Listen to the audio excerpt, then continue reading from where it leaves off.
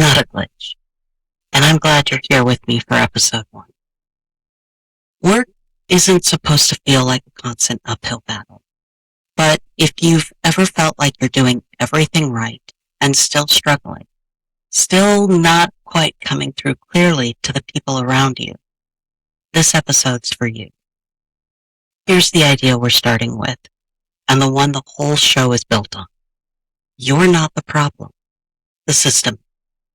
I've never been able to shake the belief that you don't leave people behind. I grew up with it. My dad served on the front lines during Desert Storm, and solidarity and responsibility were just how our house was. I carried that into my own service in the Navy. I made it through boot camp, earned the title of sailor, but I was administratively discharged after developing severe pneumonia, an illness that shaped my health for years. I didn't have the language for it then, but that experience taught me what it feels like to push through a system that demands more than your body or brain can give, and to be misunderstood for circumstances entirely outside of it. Years later, I found myself doing something that looked completely different on paper, but was actually the same work. I spent 2 decades in technical support, and I joked for years that my real job wasn't technical support. It was translation. I helped technicians, engineers, customer service teams, and everyday customers understand each other, pass the jargon, pass the acronyms. I can't tell you how many calls started with someone saying, just go talk to Bob, like there was only one Bob in the building, when there was always at least 3. It took a long time to realize that skill came directly from being ADHD. I've always had to reframe my own experiences in ways that other people could understand and translate their communication back into something that made sense to me. It wasn't just a job skill. It was a survival skill, and it's become one of my greatest strengths. Later in my career, I went back for a degree in psychology, focusing on industrial, organizational, and positive psychology. It gave me the language for what I've been doing on instinct for years. IO psychology showed me how systems shape behavior at work, and positive psych gave me a lens focused on strengths instead of deficits.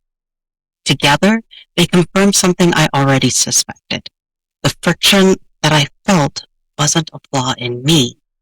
It was a design flaw in the systems around. That understanding then pulled me into management. And once I was there, I kept seeing the same pattern from a new angle.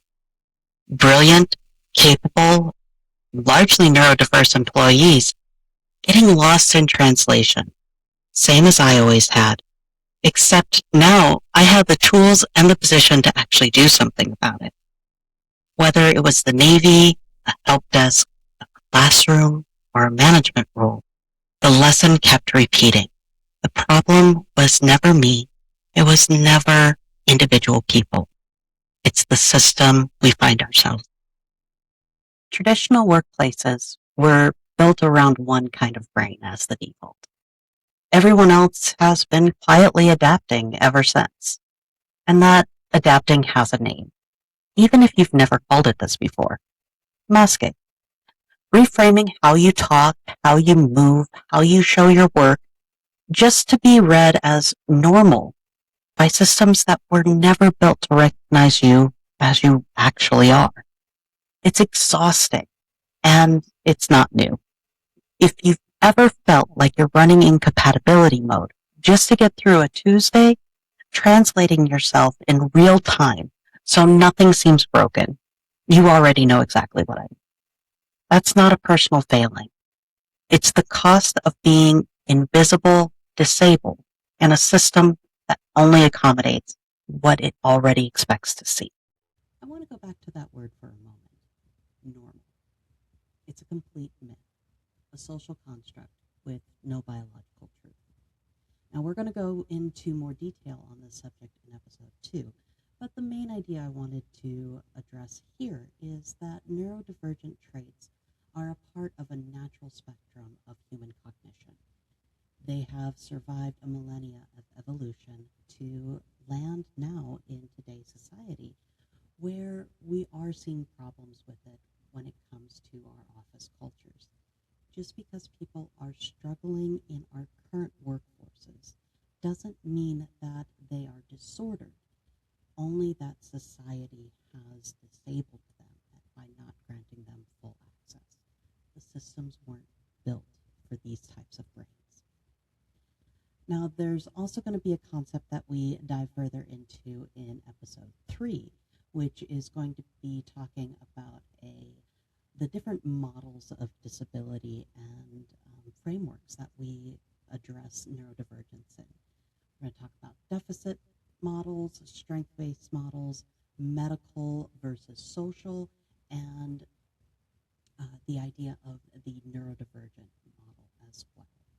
So strap in for all of that. There's going to be a lot of information. I don't want to overwhelm you now. But the main point is that normal does not exist. Neurodivergent people are not broken. They're different, and difference is valuable. Leaders, I have not forgotten about you. You are definitely going to be wanting to sit through this coming season as well. And with that, here's something that's worth sitting with. The traits that make some of us the hardest to manage by traditional standards are often the same traits that make us exceptional at the work itself. Pattern recognition, systems thinking, the kind of focus that gets 3 days of work done in one. That's not a coincidence, and it's not a consolation prize for the friction. We're going to spend real time on this later in the season, and honestly, in everything this platform builds going forward. But here's a short version for any leader listening right now. If you're only managing around the friction, you're missing the return on investment sitting right next to it. Over the course of the coming season, and hopefully seasons to come, we are going to explore the hidden dynamics of work. We're going to talk about language, expectations, culture, and systems. We're going to give leaders tools to redesign work intentionally. And as we go through this, we're going to talk about stories of the lived neurodivergence experience. Together, leader, neurodivergent employee, and hopefully some information you picked up here, we're going to reimagine workplaces where people of all types can thrive. So whether you're currently in a leadership role or you're the neurodivergent employee, I want you to hear this. You are not a glitch. You have a place here, and you're a part of the system's evolution. And together, we are going to build workplaces that work for different brains. So remember, until next time, breathe.